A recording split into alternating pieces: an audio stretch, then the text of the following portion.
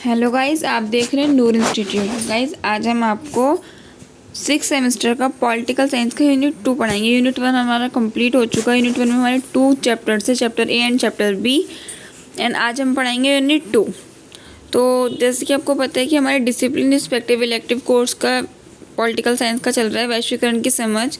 ये जो है हमारी बुक का नाम है, वैश्वीकरण की समझ, अंडरस्टैंडिंग ग्लोबलाइजेशन, ये नेम ऑफ द बुक है।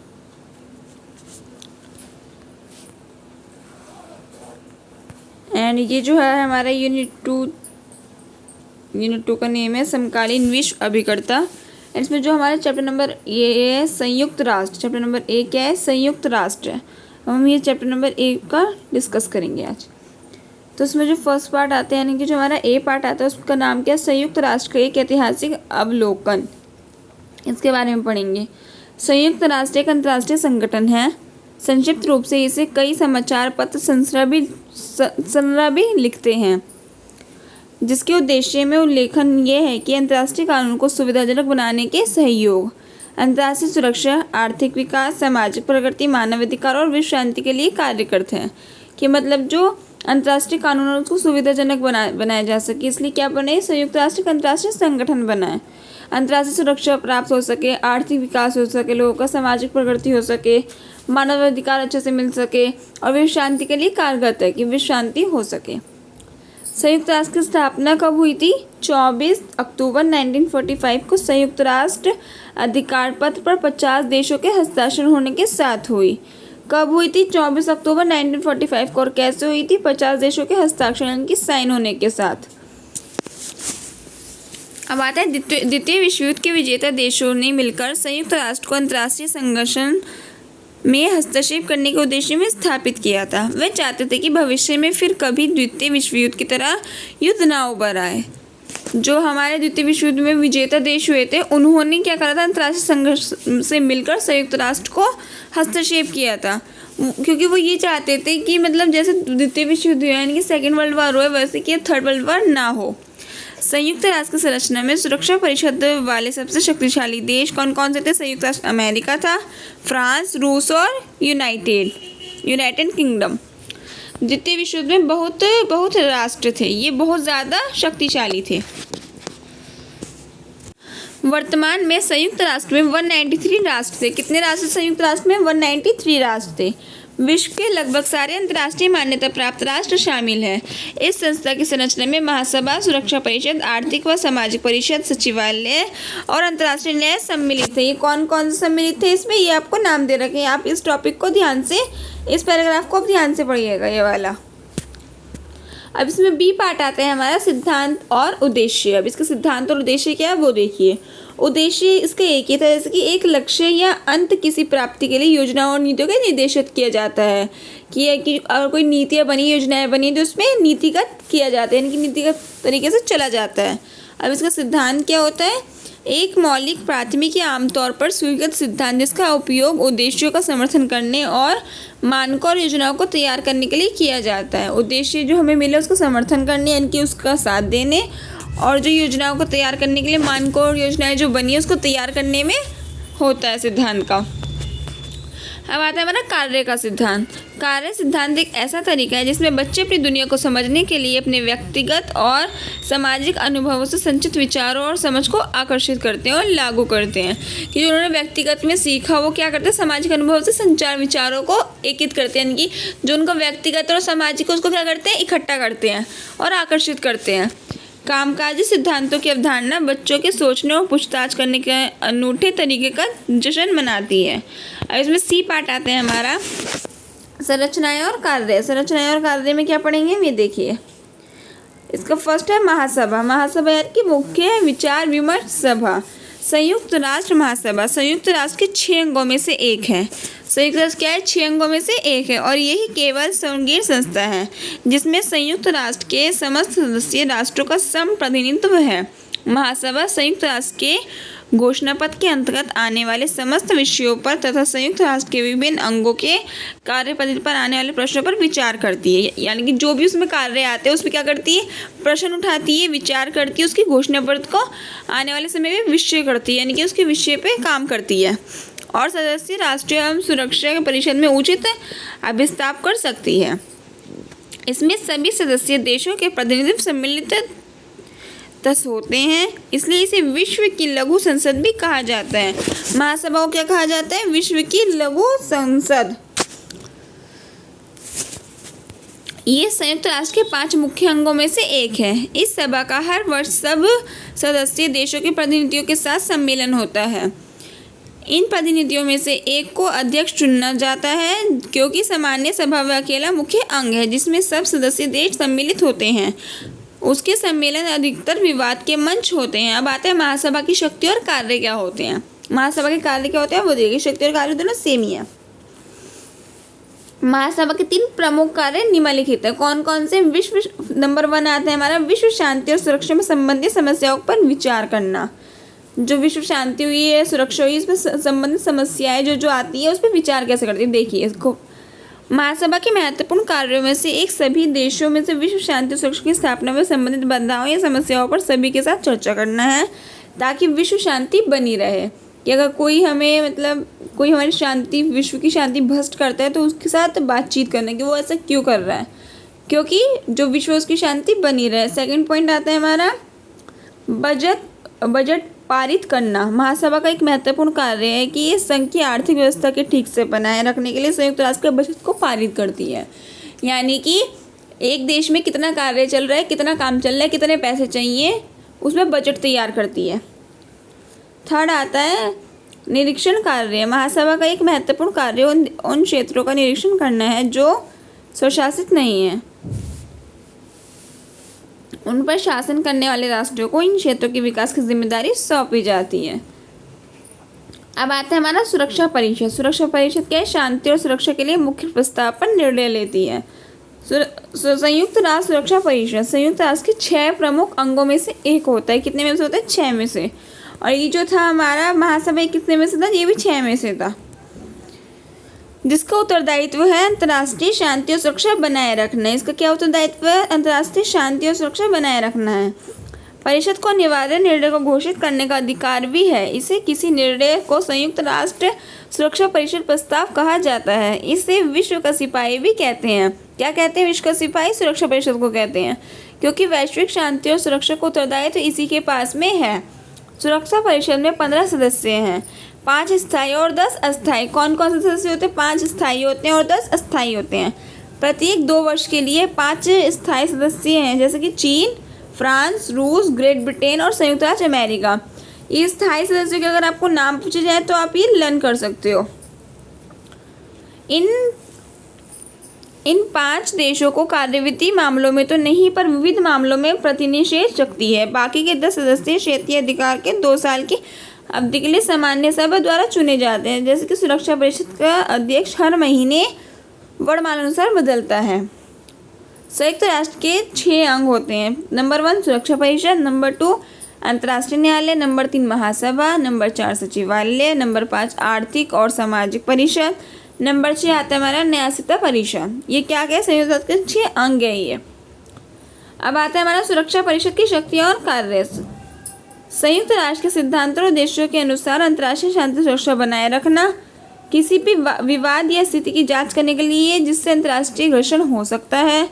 नंबर 3 आता है ऐसे विवादों या निपटान की शर्तों को समायोजित करने के तरीके सिफारिश करना। नेक्स्ट है हमारा होशियारों की विनियमित करने के लिए एक प्रणाली की स्थापना के लिए योजना तैयार करना। 5वां आता है शांति या आक्रामकता के कार्य के लिए खतरे के अस्तित्व का निर्धारण करना और सिफारिश करना की कार्यवाही की जानी चाहिए। नंबर 6 आता है हमारा आक्रामकता को रोकने या रोकने के बल के उपयोग को शामिल नहीं करने वाले आर्थिक प्रतिबंधों और अन्य उपायों को लागू करने के लिए सदस्यों को बुलावा देना। नंबर 7 है एक हमला के खिलाफ सैन्य कार्यवाही करने के लिए। 8 नंबर आता है हमारा नए सदस्यों के परिवेश की सिफारिश करने के लिए।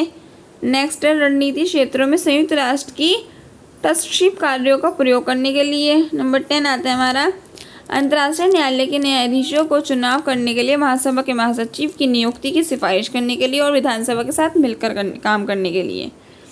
तो ये सब क्या थे? इसके कार्य थे। किसके कार्य थे? हमारे सुरक्षा परिषद और शक्ति और कार्य थे। अब आता है हमारा सुरक्षा परिषद में सामूहिक सुरक्षा की संकल्पना। सामूहिक सुरक्षा। सामूहिक सुरक्षा को इंग्लिश में क्या कहते हैं? Collective security.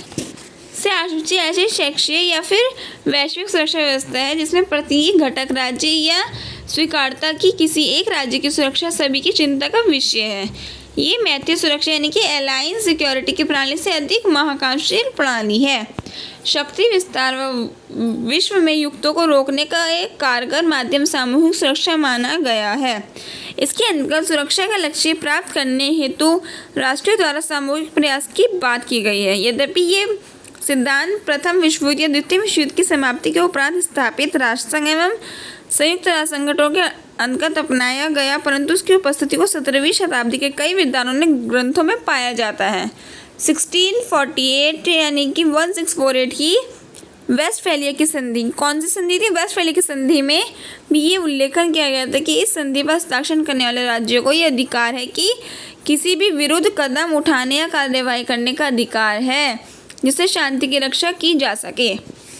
बाद में ऑस्ट्रेविक की संधि में भी संभावित शत्रुओं के विरुद्ध सामूहिक कार्यवाही करने की बात की गई थी। 19वीं शताब्दी में कई लेखकों ने भी इसका समर्थन किया, परंतु इसको व्यवहारिक रूप से 20वीं शताब्दी में राष्ट्रसंघ एवं संयुक्त राष्ट्र के अंतर्गत ही प्राप्त हुआ।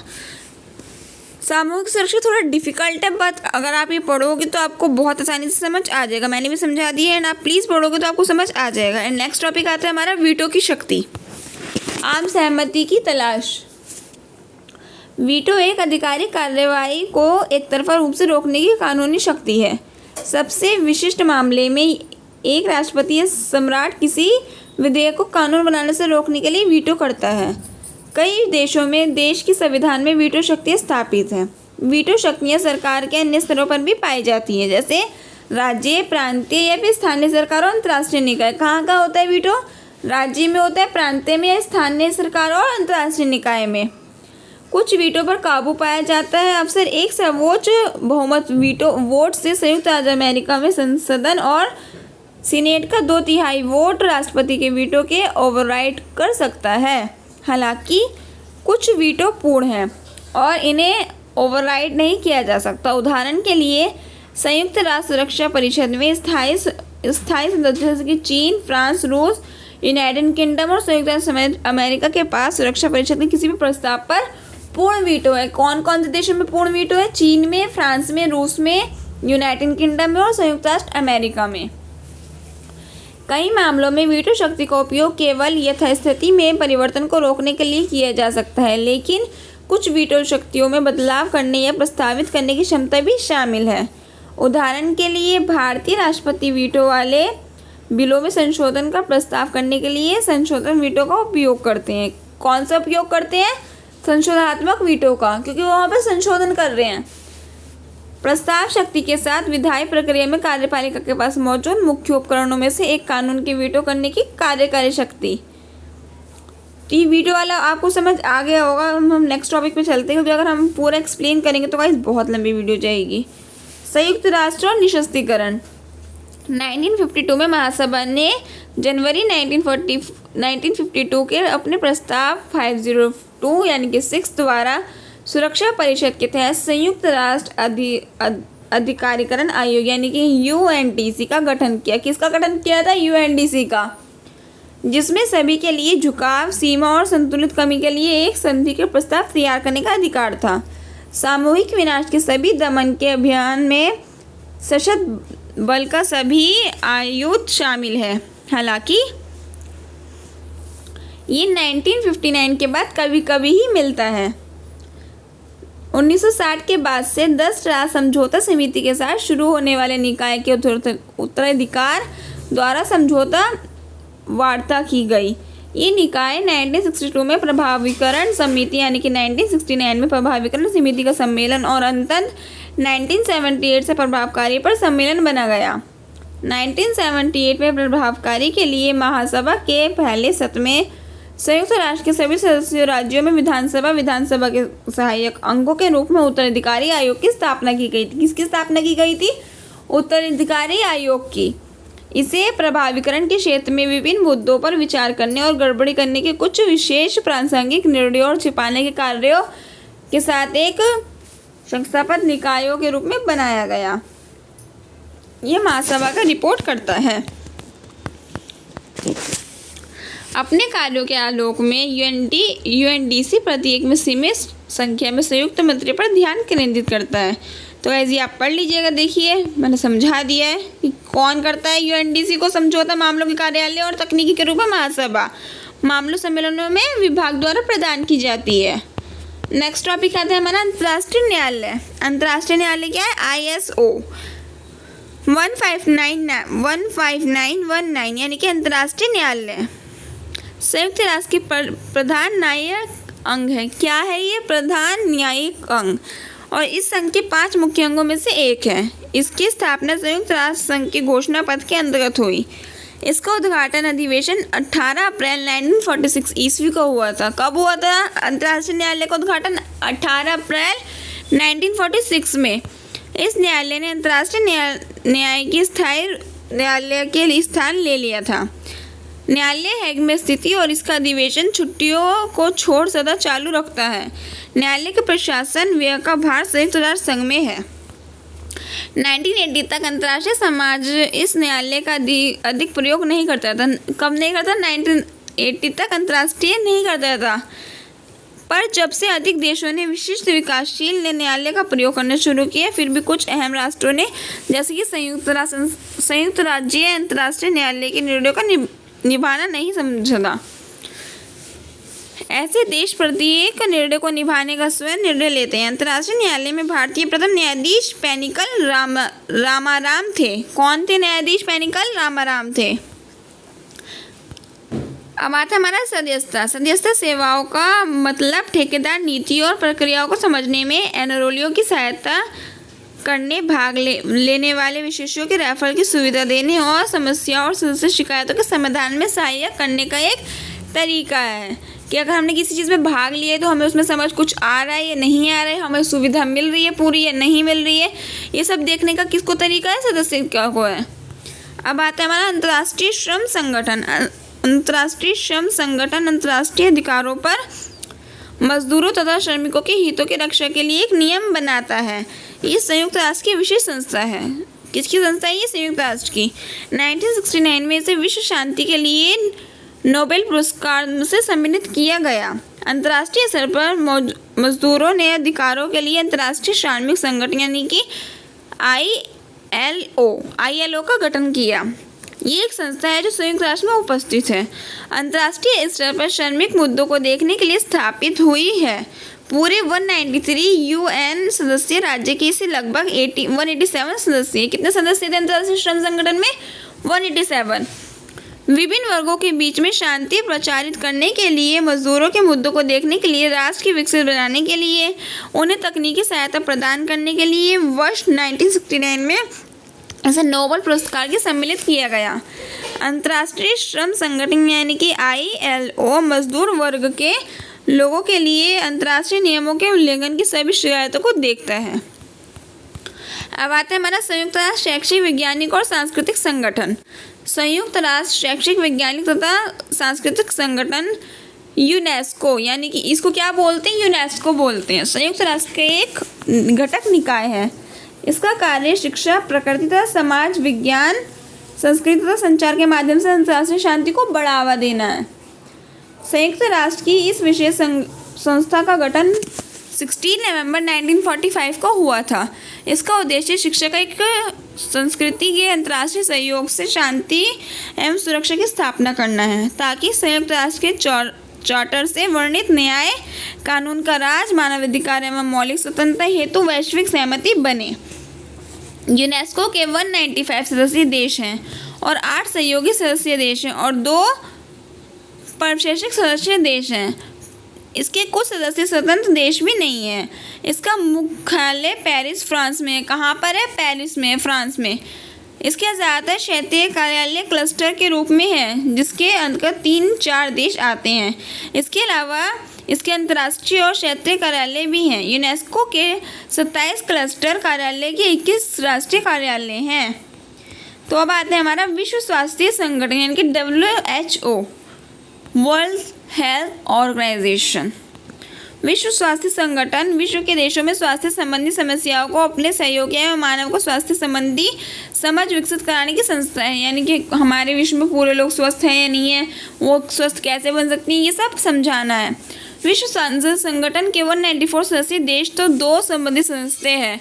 ये संयुक्त राष्ट्र संघ की एक अनुशासनिक इकाई है। इन संस्था की स्थापना 7 अप्रैल 1948 को की गई थी। इसका उद्देश्य संसार के लोगों की स्वास्थ्य का स्तर ऊंचा करना है। WHO को मुख्यालय स्विट्जरलैंड के जिनेवा शहर में स्थित है। अब आता है हमारा संयुक्त राष्ट्र बाल कोष। संयुक्त राष्ट्र बाल कोष यानी कि यूनिसेफ की स्थापना एक आरंभ उद्देश्य द्वितीय विश्व युद्ध में नष्ट हुए राष्ट्रों के बच्चों के खाना और स्वास्थ्य सेवाएं उपलब्ध कराना था। इसकी स्थापना संयुक्त राष्ट्र की महासभा 11 दिसंबर 1946 को की गई थी। 1953 में यूनिसेफ संयुक्त राष्ट्र का स्थायी सदस्य बन गया। उस समय इसका नाम United national international children fund की जगह यूनाइटेड नेशनल चिल्ड्रन फंड कर दिया गया था। इसका मुख्यालय न्यूयॉर्क राम भगत द्वारा नेतृत्व में है। वर्तमान में इसके मुखिया कौन है? एन वेनमन है। तो ये किसके लिए थी? बच्चों के लिए थी। अब आते हैं हमारा संयुक्त राष्ट्र विकास कार्यक्रम।